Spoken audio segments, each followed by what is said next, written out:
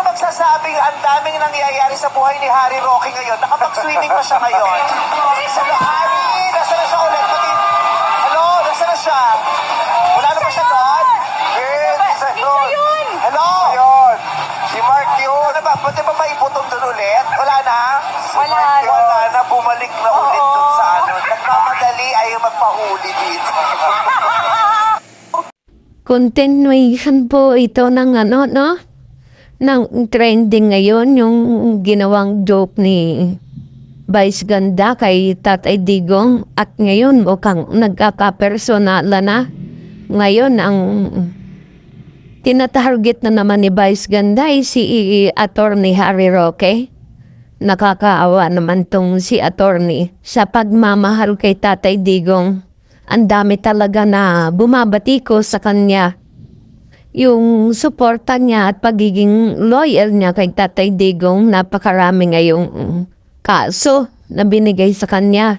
At ngayon, etong si Vice Ganda ay mukhang inuumpisa na niya si Attorney Harry Roque. Diyos ko, ano na po nangyari dito ngayon, ano? Talagang nag-aanuhan na, nagpe-personala na. Sa halip na kapwa Pilipino, ang umintindi sa'yo at umunawa sa'yo, kapwa Pilipino mo pa rin ang sisira at sisira sa'yo. Ano naman pa kaya ang sunod na naman ito? Sana naman matapos na ito. Nakikiusap lang ako kay Meme Vice, kay Vice Ganda, wala akong galit. Tampo, meron. Pero galit, wala akong galit.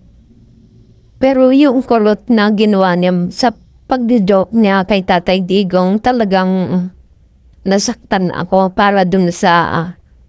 kasi hindi mo na iisipin yung pagiging president eh. Ang iisipin mo na lang, yung edad niya, super senior na si Tatay Digong, na dapat ay respeto ng nakakabata. Yun lang naman. At siguro, kaya niya ngayon tinitira si Attorney Harry Roque dahil sa komento nito na nagpapasahod kay Meme Vice ay itong si Tambaluslos. Wala po tayo magiging comment dyan. Ang ano ko lang, kay Vice Ganda, sana naman, wag nang pahabain ito. Lalala ito. Marami lalong bagagalit. Kaya sana matapos na ito. Wag naman. Yung maging awa na lang niya sana at respeto kay Tatay Digong bilang nakakatanda at bilang super senior.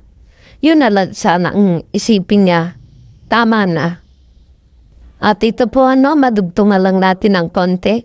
Sa palagay ko at opinion ko, ito pong si Vice Ganda ang ipantatapat sa ating mga DDS. Kasi ang mga followers ito napakadami. Palagay ko talaga ito yung ipantatapat para maasar lalo ang mga DDS. Opinion ko lang po. Kaya tayo po ay maganda-handa, huwag masyado mainit ang ulo. Basta unawaing mabuti ang mga sinasabi at wag po tayong padadala sa ating emosyon.